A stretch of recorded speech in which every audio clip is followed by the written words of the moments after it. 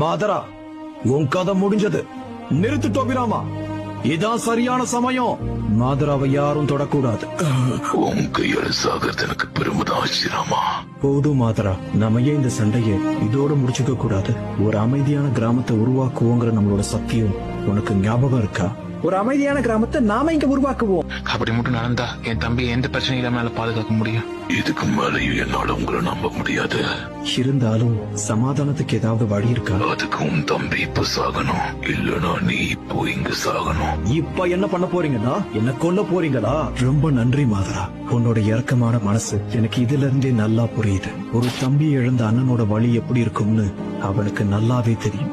நான் போனதுக்கு அப்புறம் நீங்க யாரும் மாதராவை கொல்ல கூடாது.